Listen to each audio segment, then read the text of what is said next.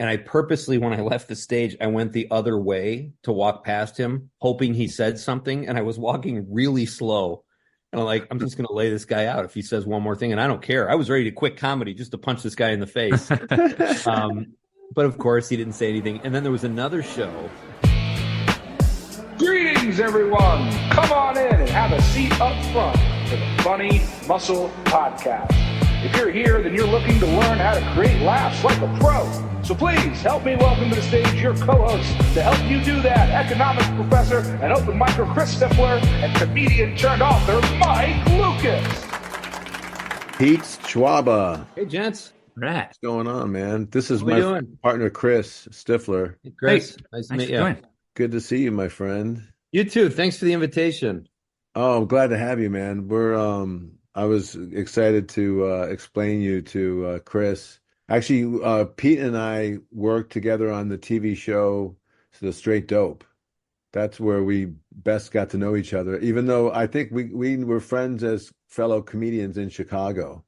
Yeah, I was trying to piece that together. I think you and I got to know, I mean, we knew each other, but remember the Zanies strike? The Zany strike was a big one, although I don't call it a strike. I call that a refusal to work until we got our pay. Yeah. Because I told everybody you could work as soon as you got the money you thought you were worth, you could work. But Right. we need to just make a comment on it. But everyone kept calling it a strike, and so it got to be called a strike by everybody. Well, let's backtrack from that because that was the sort of the pinnacle of your stand-up career, and before you transformed into more of an actor and now a radio guy, which is shocking. Though I loved seeing you on the radio. You were really good. Thanks. Yeah, it was a lot of fun, and it's an art form that I enjoy. I was on the radio out in LA, so I really Yeah. enjoy it. But backtrack to your first foray into stand-up. Like tell our listeners how you got into stand-up and what it was that attracted you to it and how you began. I just remember always watching Evening at the Improv as a kid, you Yeah. know, and honest to God, Mike, like I would see like, I don't know, whoever was on the show, Robin Williams or, Rick Overton or somebody hanging out in front on Melrose. And I'm like, God, they're just comics hanging out. How awesome is that, And I got to college. I went to DePaul University and I thought, I'm going to try stand-up. So I tried a talent show at DePaul and it went well, mostly because they were my friends. But I think I had a couple good jokes. But then I did a contest in Chicago for college students and I won that. It was like $500, and a Nice. chance to open for somebody at Zanies. Yeah. So I was like, all right, here we go. I was a junior in college. I thought I was a real hot shot. And I went out to the open mics and it's like, okay, this is the real world now, These people are mean. Yeah, right. But it was great. And I, doing that got me connected with Bert Haas at Zanies, who was always good to me until the strike. I'm just kidding. Same with me, and even after the strike, he was still good to me. Yeah, he was fine. I did I showed up, or I did a week with Mike Toomey shortly after I moved back to the Midwest at Pheasant Run, and Bert was there, and we were talking for a long time, and I hadn't seen him in quite a while, but Great. But it was great, and Zanies was great, and then there was a boom. I don't know if you were there right when I started. I know you got there shortly after, probably from Florida, but there was so much work, and honestly, I probably got work before I was totally ready, but you're not going to turn it down. No. Like this great time in stand-up. And so, yeah, I by the time I was probably 22, I was making my living at this, not working the sexiest rooms, but, I couldn't believe people were paying me to do this. So that got me started, What year was that? When would you say the boom was that you're describing? 1990, probably. I think it probably had already started, Chris, but I think that's when it really picked up, and all of a sudden there was comedy everywhere. And I remember people I think it was Mike Alexander said, you don't even have to leave Chicago. You could work your whole year here.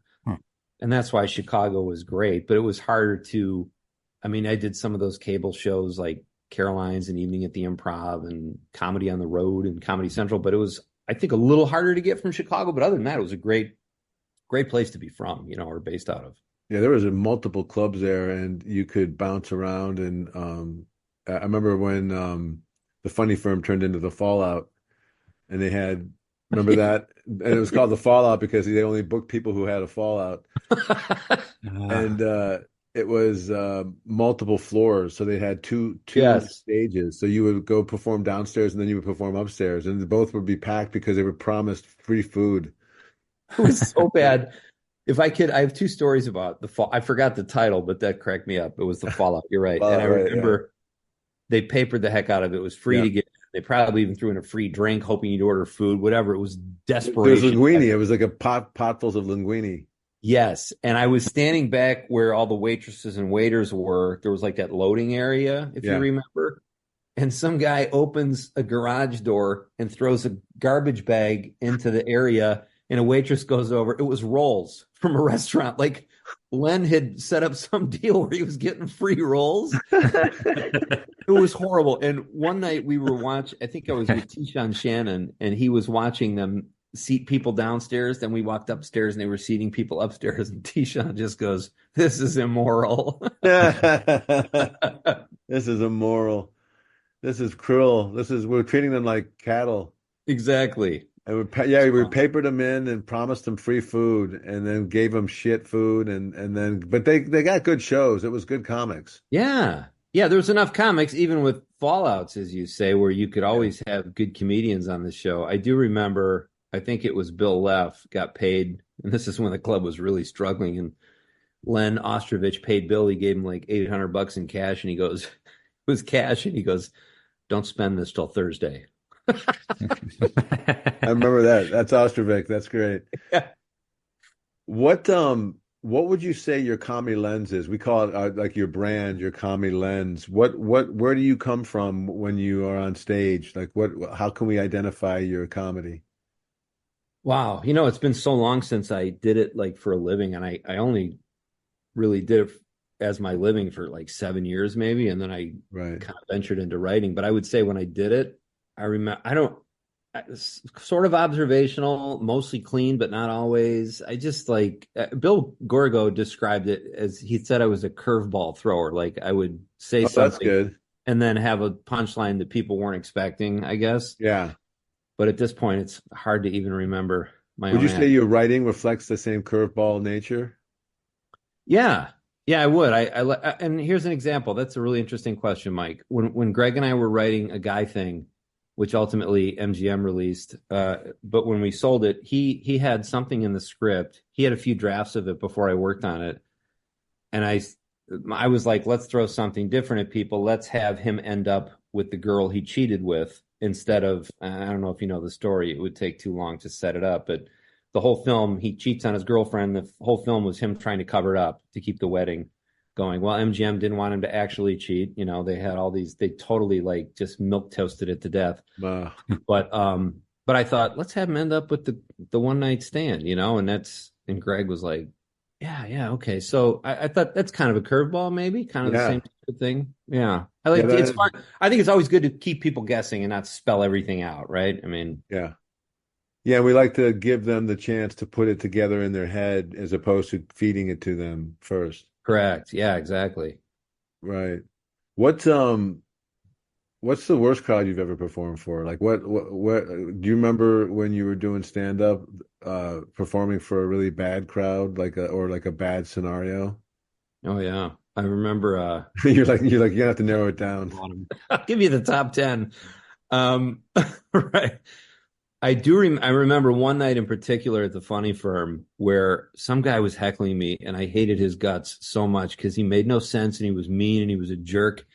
And I purposely, when I left the stage, I went the other way to walk past him, hoping he said something. And I was walking really slow.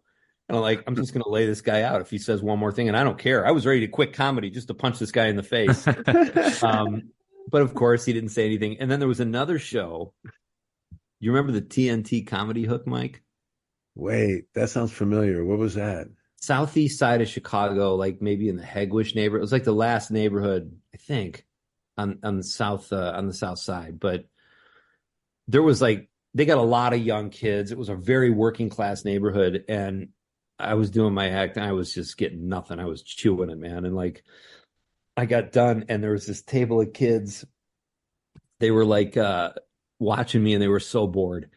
And I think they was there to see their friend who was like this up and coming, really funny Hispanic comic.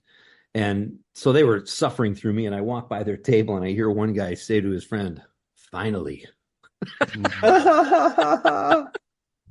Finally. So I wasn't mad. I stunk, or I didn't have him. That was all on me. That's funny. Well, then maybe they meant finally the other guy's going to be here, not finally you're done. Thanks, Mike. I appreciate that. Yeah, that's how I look at it. If I was not trying not to kill myself. Right. Oh my God. But there's tons of shows, I remember, but what makes a bad show for you? Like, what is it about the show that becomes bad? Because to some comics, it's a small show. So to some, it's the fact that they're not paying attention. To some, it could be a giant crowd that you're performing in front of, but the discipline is not there. Okay, that's another great question, and you just brought something back to me.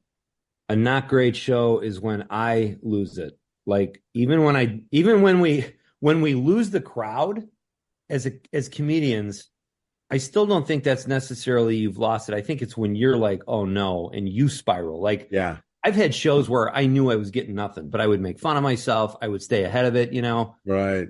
Right. I was asked to open for Chris Rock in Pittsburgh. Okay. And this is one of the most difficult shows I've ever had. So this is like 94, I don't know. And wow. Chris Rock hadn't really become Chris Rock yet. He was sort of, when he started, he was like just okay. And I was like, oh man, I don't know about this, and I get there and I was, I'm like the whitest guy ever. I got a pinkish hue and I'm, I'm like just chewing and I'm not whatever. And there's this kid in the front row. He was probably 14 and he's there with his family. And the kid, I don't know, I can swear, right? Yeah. Podcast. Okay. This is refreshing rather than being on the radio every night. Right. All right, sweet. So this kid is sitting there. He's got this huge grin. I think he's smiling at me because he knows I'm nervous and I'm not doing well. And he finally, there's a lull in the crowd and he goes, "Looks like you got a dick in your hand." And I'm like, how do I even respond? Like, this is a kid. I can't tear into a kid. I can't. Parents are there. Like, I would never say anything like that in front of my parents when I was 14. I'm like, right. What? And then he goes, "Looks like you got a dick in your hand and a dick in your ass." And I was like, wow. And I really suffered. Like I did the best I could, but there was sweat pouring down my back. Like I just couldn't wait to get out of there.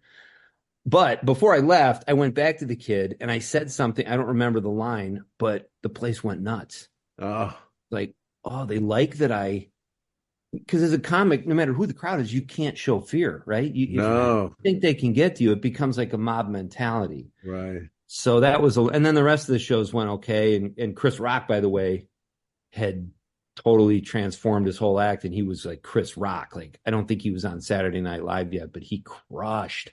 Wow. But that was that was like maybe the biggest learning experience I had in my time doing stand-up was just how to mature quickly on stage and figure things out, with a dick in your hand and in your ass.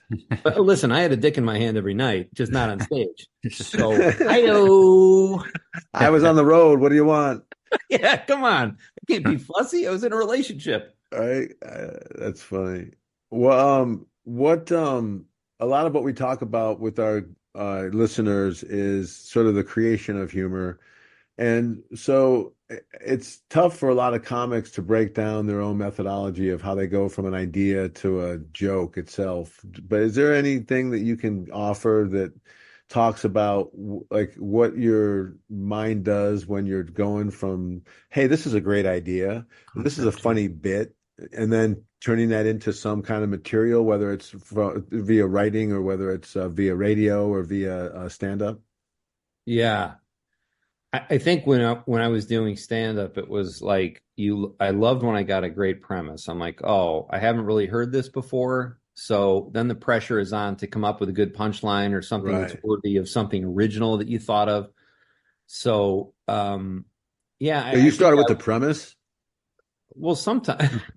That's funny. Well, because sometimes people they come up with the punchline first and then they backtrack.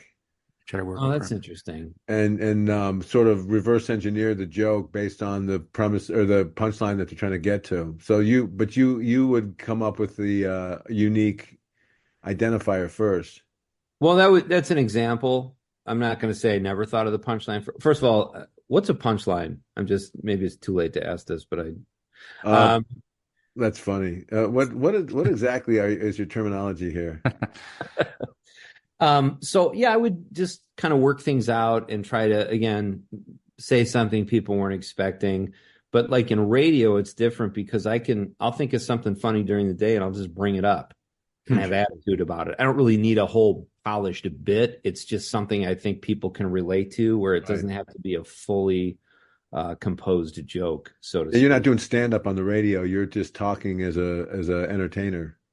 Yeah, exactly. Yeah. I'm just talking about things I noticed during the day, and sometimes there's a punchline that comes to you, but most of the time it's a little more free form, I guess, you know. How did you get that job? How did you get the job as are you on every night? Are you on 5 nights a week? Yeah, 5 nights a week, from 6 to 8 p.m. It's called Nightlight with Pete Schwaba for your listeners. It's I moved back to Wisconsin and I started hosting a show that I was a guest on called Director's Cut Oh, on cool. PBS. In fact, I saw a guy from Wisconsin on the show when I still lived in LA. I'm like, how does Wisconsin have this really cool show about independent film? There's nothing like that even in LA.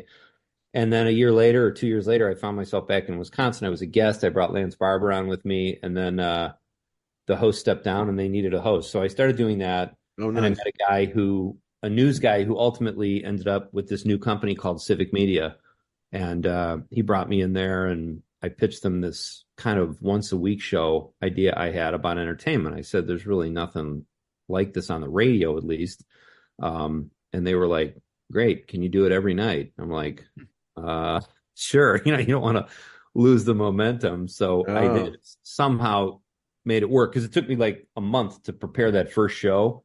And then I was done. And it's like, all right, now it's Tuesday. What the hell? Now do it again tonight. Right. So, but they're a great company and they let me talk about, I don't really get political. Once in a while, they let something slip out, but like, it's mostly just movies, TV, comedy, music. Perfect. And we got, some listeners that aren't in Wisconsin over the app and the stream, which is nice. But, yeah, it's been really fun. It's been a great outlet. How much prep do you do then each day in preparation for those 2 hours in the evening? Boy, that's a good question. I don't know if I've ever really, it's when all is said and done, like I'll do some stuff I'll write at night when I get home, and then the next morning I'll do some, but it's probably 4 to 5 hours of prep, roughly, casually. If I sat down and I was focused, I could probably prep the whole show and my questions in an hour or two, a couple hours maybe. But I do live an hour away from the studio. I live kind of very far north in Wisconsin. It takes me an hour to get there and an hour to get home. So I count that because I make phone calls from the car and that kind of stuff. So yeah, I would say 4 to 5 hours roughly, booking guests, writing questions, doing research, that kind of stuff, Wow. So 4 to 5 hours for a 2 hour show. Yeah. Yeah. But that makes sense. That tells the listeners that it takes a lot more work to do something like that than you would think. Nightlight with Pete Schwaba. The soap scientists have found a way to incorporate Sydney Sweeney's actual bath water into the soap. What if she doesn't smell good? I know she's beautiful. What if it smells terrible? What if she stinks? And no one is going to tell her that because she's Sydney Sweeney. Here's an open invitation to Sydney Sweeney. Come by the Nightlight Studios. I'll smell you and let you know if this is a good product. Maybe drop off, And give us a few bucks. Yes, Nightlight with Pete Schwaba. Yeah, and it's funny. I like to go. By the time I get in the car, I like to be totally prepped. Like if I got stuck in traffic or something, knowing I could just walk in and do the show. But, there's that comic side of me, or I have a little bit of an improv background. Like I'm not going to prep anything. I'm just going to go on the show and see how it goes, because I've had guests cancel when I first started and then you're just talking. And I've done that. Talk for a half hour. And find, you find something to talk about, but I prefer to be completely prepped, How do you do your writing? Like as a screenwriter, how do you find that like distraction-free flow state where you can kind of like zone in for a couple hours? Or do you have any hacks or techniques, or when do you do your best writing?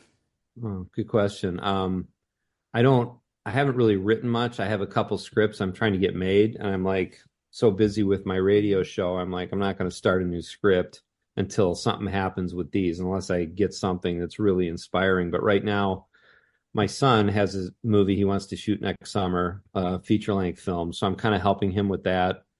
And that's just kind of like an hour a day we work on it. But what I typically would do, like when I moved to LA, that was kind of a fun time because Greg Gliana, my writing partner at the time, would come over. I was doing stand-up. I moved to LA, and I don't know if you remember this, Mike, or if this was your experience, but I'd see these guys leave LA for 6 weeks and go on the road. And, I was married. I'm like, I don't want to do that, so I would go do a few colleges, but then this building I lived at in LA, there was a security guard. It was just a guy. It wasn't an official security guard. He would sit down in the office. The owner of the building lived in the building, and he was a great guy, and it was a great building. And he said he just likes to have somebody down there because car theft in LA is a big thing, and they'd see lights on in the office. They won't. So I said, hey, if that opens up, let me know. Well, the guy he had ended up going to jail. So not for stealing a car though, but so I said, I'll take it, man. It was like $12, $14 an hour. I don't remember what it was, just to sit, and I could write. And Greg would come over, and we get to know the people coming in and out of the building. It was an absolute blast. And it kept me off the road. I mean, that could have been a bad thing because I ended up kind of segueing out of comedy. But Greg and I would write for 3 or 4 hours, order a pizza, whatever. And then when I would write on my own, I would do it first thing in the morning, like when I'm fresh, That's interesting. And you prefer to write with a partner? Sometimes, yeah. I mean, Greg and I hit a rhythm at some point and we had some success. So I would say in terms of selling things, if not getting everything made, but so if you get a flow with someone, I like that. Like writing with my son right now is interesting because. How old's your son? He's 24. Okay. You kept saying your son. I kept picturing this 8-year-old. He's 7. Yeah, that's what I was thinking too. Yeah, he comes home. I give him a chocolate milk and some gummy bears, and we get to work. Write that script, young man.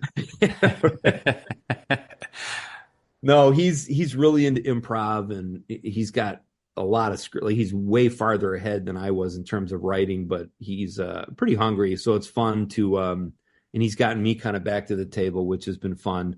So we'll do that, and then and then I'm just, like I said, trying to get these other films made, raise a few bucks, and see what I can do. Do you write like scene by scene? Or do you storyboard the whole movie? Or do you have I have a really funny scene that's going to be a 5-minute chunk. I don't know where it's going to fit in. Let's write that because I'm super jazzed about that scene, and we'll develop this character. Like, what's the process?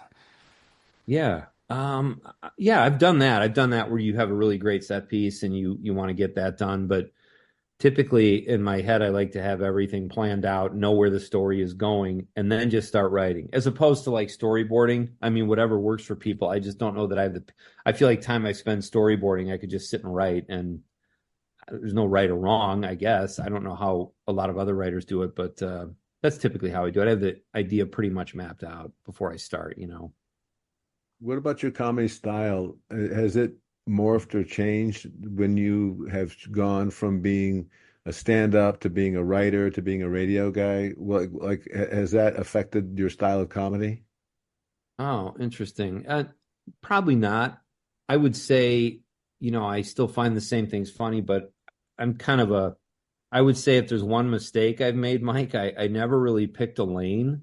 Like I would get, I was on TV as a stand-up, and I'm like, there's the one regret I might have is I'd ask myself, why did I stop going to the improv at night? Or why did I stop doing that? Because then you just get out of practice. And part of it was that I had sold some scripts, and I was like, well, I like this better at the time.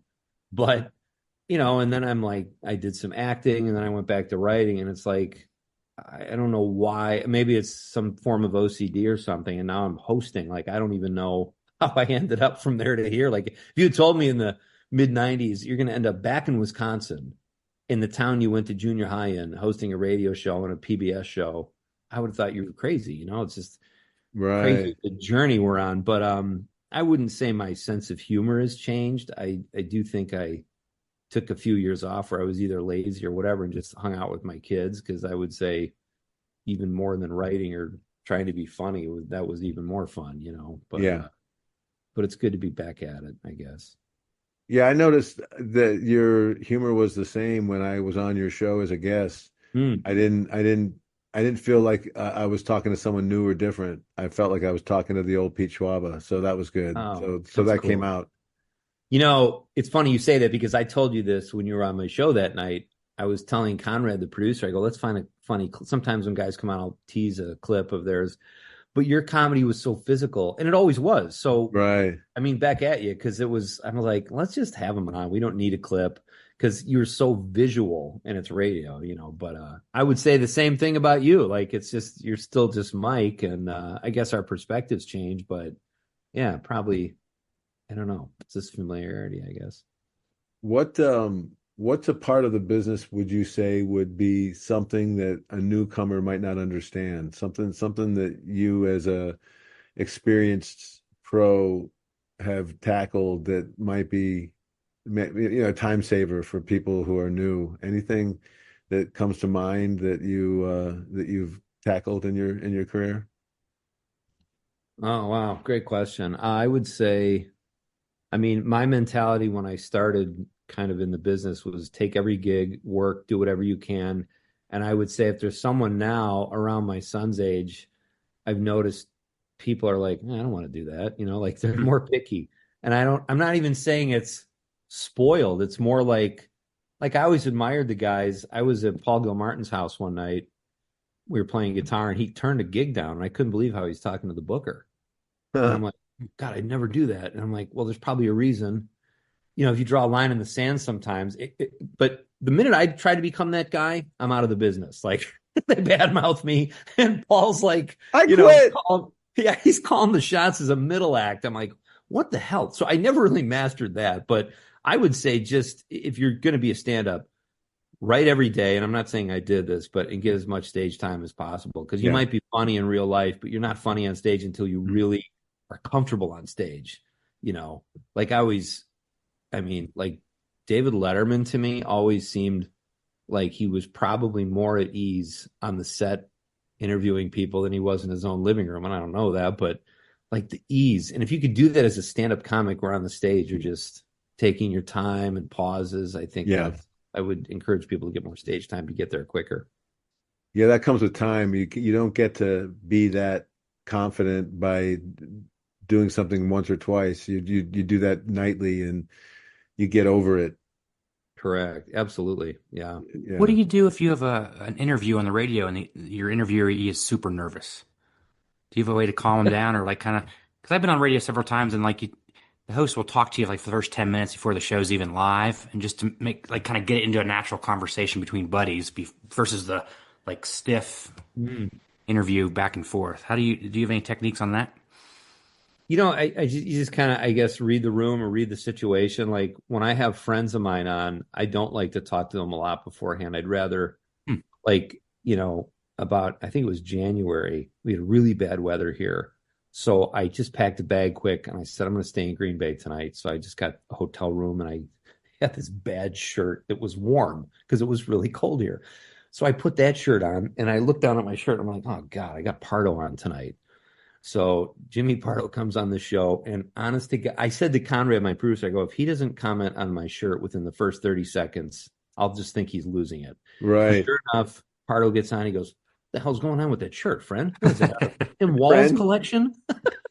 And I literally lost it, So I was so glad that was in the moment and not, but I've had guests come on where I give them water. If they're in studio, sometimes they'll say no. And I say, I'll give you some anyway, because one guy turned down water once and within like 45 seconds, he's like frothing at the mouth, But yeah, people get nervous sometimes. You just gotta one time I had all these questions. I had like 20 questions for a guy, and I said, "So how's it going?"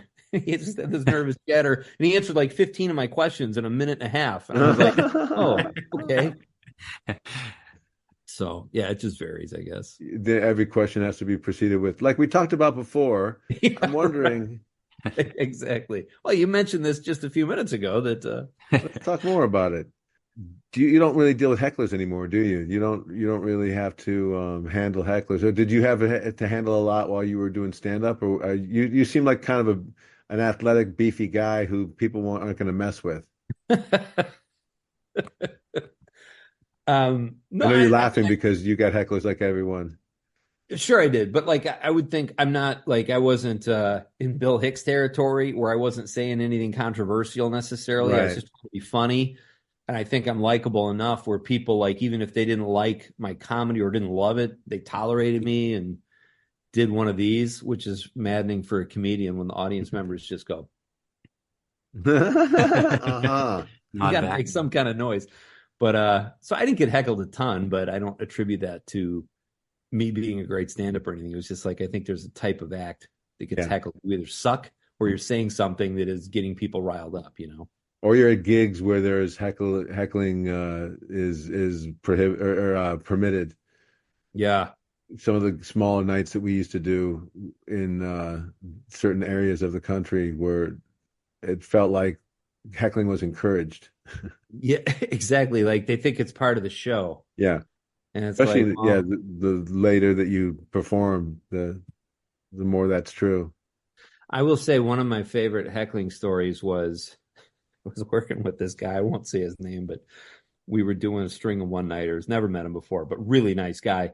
But kind of did the props, you know. And at the end of his act, he's juggling. He's got two sticks, and he's juggling another stick, and he's going like this. Hey, how about that, folks? What do you think about that? Huh? Like he's really just working it, and he's getting nothing. And a couple people heckled him. I'm like, God, if that guy's getting heckled, what's going on? And the owner goes, the guy last week did the same closing bit, but he lit the stick on fire.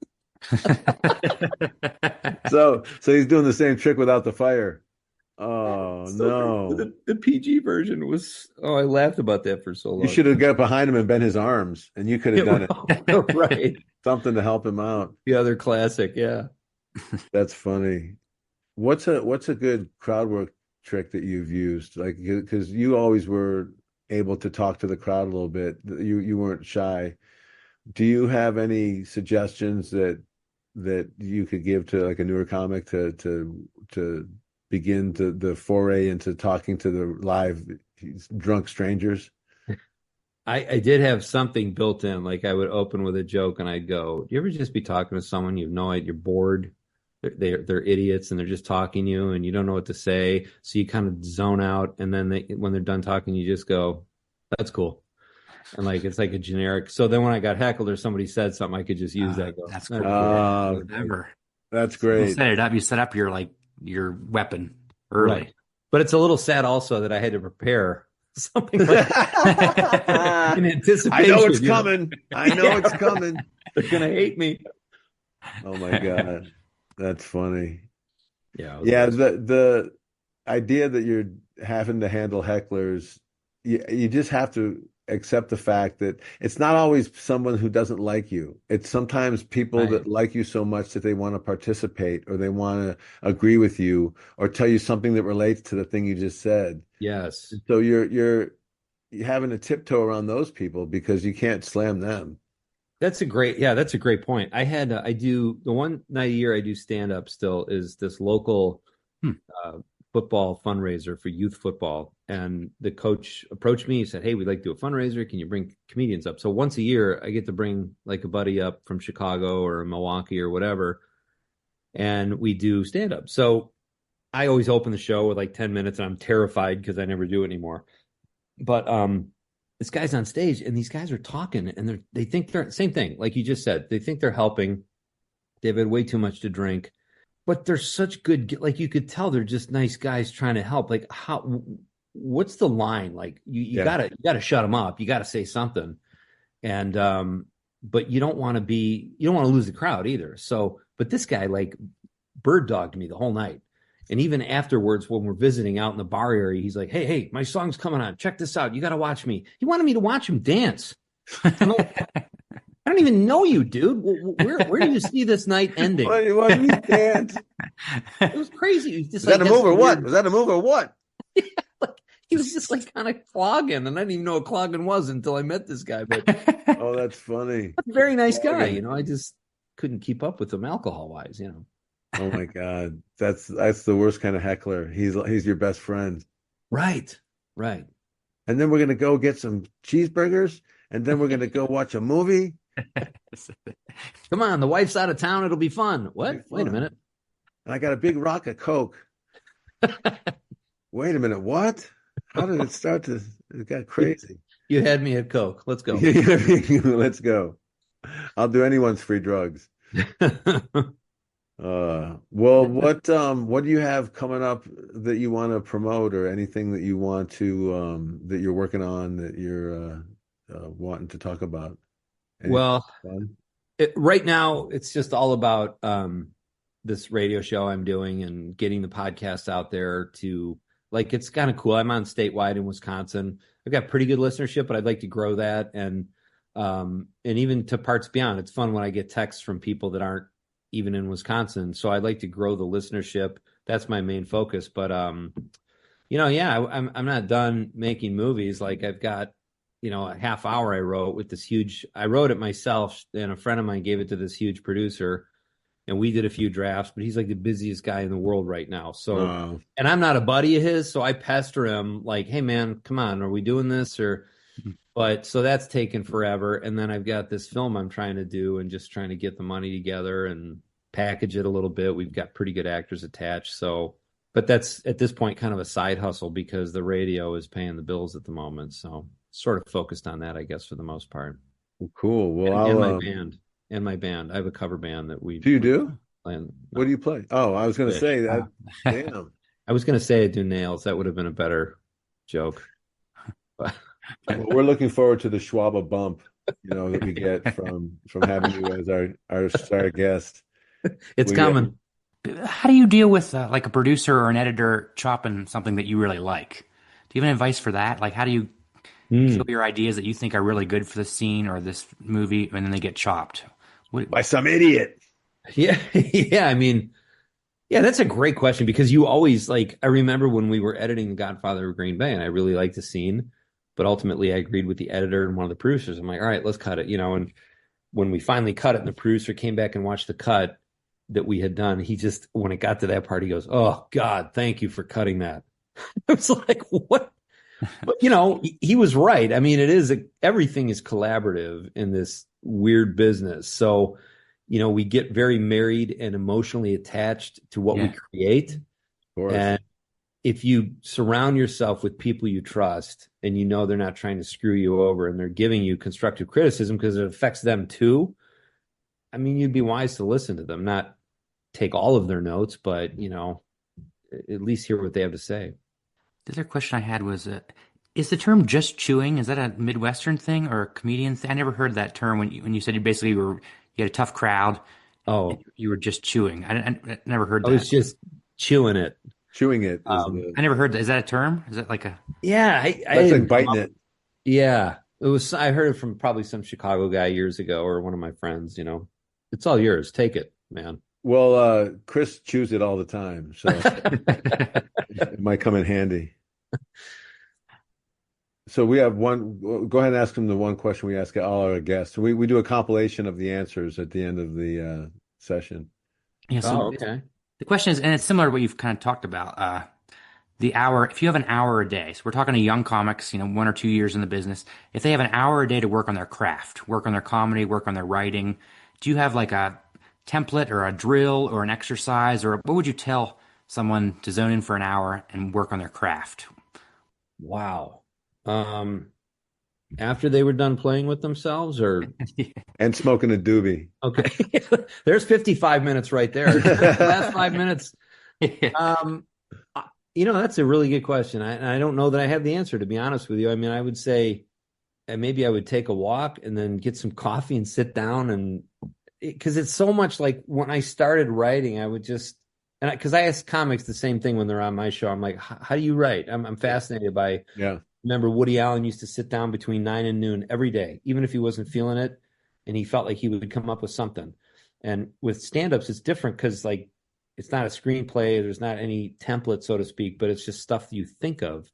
So, but I don't know that I can answer that, Chris. And I'm sorry. I would just say, well, that you answered it. Yeah, the idea of taking a walk and drinking a cup of coffee and getting your mind straight first is a legitimate answer, I think. Yeah. But it Because sounds That's like what I would do. your background as a doorman helped you out because it forced you to be at the desk for several hours. So maybe that's a piece of advice for just Yeah, sit. that's interesting. You said doorman. That's funny because I actually worked as a doorman in Chicago when I was 20 at the Ginger Man on Rush Street or on Division Street. oh, I nice. thought I was pretty tough. I had a beard. And Those beards can kick some ass. look who I'm talking to, Mike. You Right? got an Yeah, come on. awesome beard. And I would meet guys that did end up in my script. Like you meet these characters trying to get into a bar, and those are really funny people. So that's my advice. Go work in a bar and meet people that are just crazy characters. They'll give you life. Yeah, exactly. Well, that's great. Well, thanks so much for sharing your story and your techniques and tactics. It's interesting to hear from you because you've gone through so many different realms. It's admirable to see you still finding new life in this business. A lot of people get tired of it. It's well, especially after LA. It's such a product oriented place to live that you forget the beauty of the art, and I think radio brings that back to you a little bit, the live moment of being there. Yeah, you're right. And it's allows me to talk about stuff I'm really passionate about on a nightly basis. So I thank God every day for the gig, and I love the company, Civic Media. It was great having guys like you on, Mike, and I had Jim Flanagan on a couple nights ago. Nice. It's a great way to connect with other comedians, writers, directors, and musicians, whatever. It's a really fun gig, and thank you for coming on my show, and thanks for asking me to be here with you guys today. It was good Absolutely. to meet you. We'll definitely have you back on your show again, and Okay. have me back on your show again. And I'll invite. We'll talk about you coming back here, Pete, but I'm definitely going to be on your show again. I'm definitely going to be on your show again. This one, we don't have enough questions for you, but yours will great. Definitely. No, I love it, and I appreciate it, man. And we'll talk soon. Likewise, buddy. So great to be back in touch. And thanks. Share this with me when you're done, and I'll use it on my lonely guy with big dick chat room. I'll share it in my. No, absolutely share it, and I'd be happy to. I love it. Really, really fun. Awesome, Pete. Thanks, brother. And we'll talk soon. Okay, thanks, guys. See you. See you. Nice. Isn't he great? You can just tell radio people they're just so good at just throwing back the conversation and keeping it easy to talk to. Yep. And Pete's always been a professional and just really funny, but also a great writer. Like he's disciplined. Yeah, he seems like he writes a lot. Yeah. I like the advice about when he was basically the security guard. He was forced to sit there at the desk all night, so he basically burned his bridges. Right, he couldn't just give up and go somewhere else. He was forced to be there, so he had better fill the boredom with writing. Yeah. And he had a partner that was willing to be there with him through it. So, yeah, I liked what he said about driving around and getting your head clear before you sit down and do your writing. Go for a walk. Go for a walk. Put your brain in the right space. I also really liked his "That's Cool" bit. He does that bit earlier in his act, and then he has basically a parachute if he ever gets a heckler. It doesn't matter what the heckler is; it's universal. He will just say "That's cool," and it's a callback right to his bit. It takes care of the heckler. It's a callback to his bit he set up earlier. Right. That's really clever. That's cool. Stick. Feels good. It works. Yeah, it hurts. It hurts. How's it feel as a heckler? You feel pretty good? That's funny. Yeah, and it's neat that he is back and happy at his old place, man. He's living in his hometown. But I bet you'd also, if you're doing 2 hours of radio every day, you'd have to do work, right? You have to put material. Yeah. Forces you to write. Yeah, you have to figure out. You don't want to leave yourself dry the next day. All right, man. We'll talk soon. See ya. See ya.